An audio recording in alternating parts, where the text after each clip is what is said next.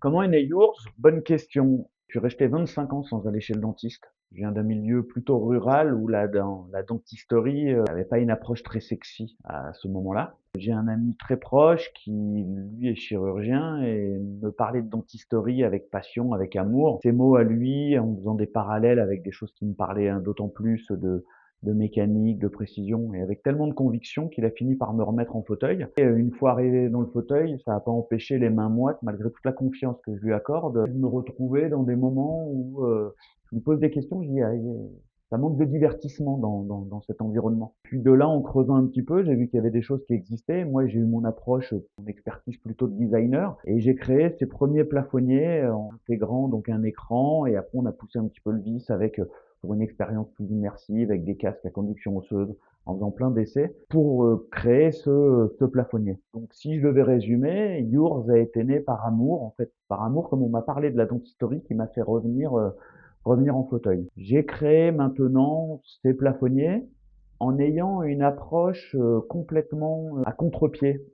J'ai pas l'expertise médicale, mais je me suis renseigné. Aujourd'hui, les plafonniers Yours répondent à trois composants: la lumière, le multimédia et le design. Pour ce qui est de la partie lumière, la profession a des normes, des exigences. Je me suis tablé là-dessus. En France, il n'y a pas de fabricant de LED purement et simplement. On va assembler, il y a des fabricants qui assemblent des LED. Donc, je me suis rapproché d'un fabricant français qui me répond à des solutions d'intégration de LED comme ça. Donc, on suit les normes en vigueur, pas de problème. La partie multimédia, j'intègre un écran qui lui me permet de caster l'idée de cet écran et on va dire du plafonnier de manière générale. Sur le contenu multimédia, une fois que le patient s'installe dans le fauteuil, pour retirer cette anxiété qui est très pesante, on va commencer à diffuser du contenu, que ce soit de la radiologie, de l'imagerie médicale, pour exposer le plan de traitement, qui va permettre déjà aux patients de se familiariser avec l'environnement du fauteuil, déjà la position allongée, le truc. Et donc là, il y a déjà une grosse partie du stress qui va se retirer et qui va être très importante pour le moment de l'acte. Donc on utilise l'écran dans cette manière-là. On pourra diffuser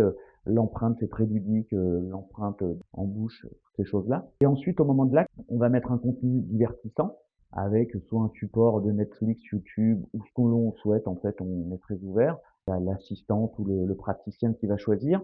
Pour le patient, on a conçu notre solution avec des casques à conduction osseuse qui permettent de venir, via les vibrations, de ressentir et d'avoir le son qui est diffusé, mais sans que le volume soit trop présent dans la salle de soins, parce que ça peut être très dérangeant et fatigant en fin de journée pour tout le monde.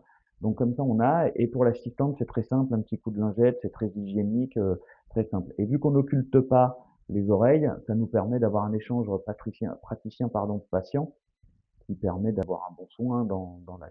Le troisième volet, celui du design. L'idée que j'ai autour de l'intégration, c'est vraiment comme dans le milieu de la décoration, le milieu de l'architecture qui me parle le plus, d'apporter une suspension qu'on vient mettre au-dessus du fauteuil qui vient ponctuer un peu cet espace de soins sur lequel on intègre des formes alors qui peuvent être très géométriques, très esthétiquement tirées, cubiques ou autres. Donc on va avoir des formes, des carrés, des rectangles, des ronds pour les plus organiques avec des formes, il y a un sujet là-dessus, et dans lequel on peut répondre à toute une palette de couleurs, toute une déclinaison pour vraiment personnaliser complètement l'objet dans la salle de soins.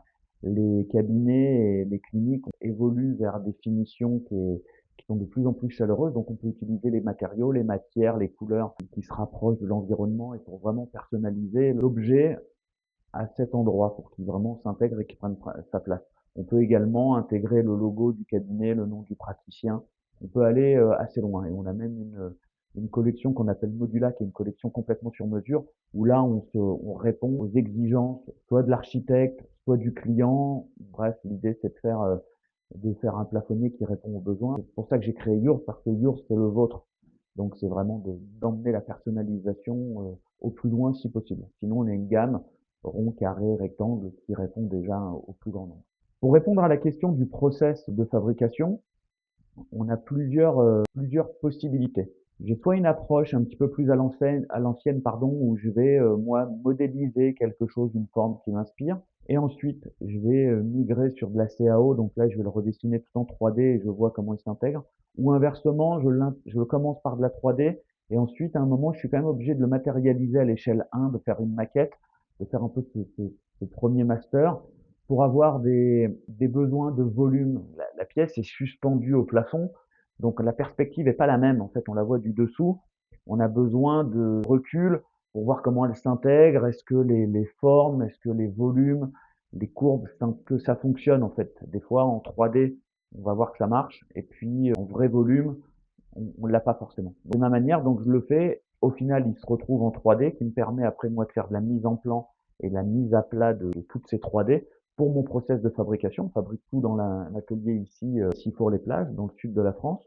On fabrique et on a un circuit très court pour ce qui est la peinture. On fait sous-traiter. On a deux possibilités de peinture, la peinture industrielle, thermolacage, époxy, ou quand c'est vraiment pour des demandes très particulières, on revient de mes premiers amours qui sont la carrosserie pour mon cas. Donc on le fait en peinture pistolet en cabine et on assemble tout dans notre atelier. Quand on travaille avec des architectes, on peut exporter un fichier 3D qui est un fichier STL. Comme ça, l'architecte peut les intégrer dans ses visuels et proposer à ses clients directement notre plafonnier qui devient celui du client dans le projet complet.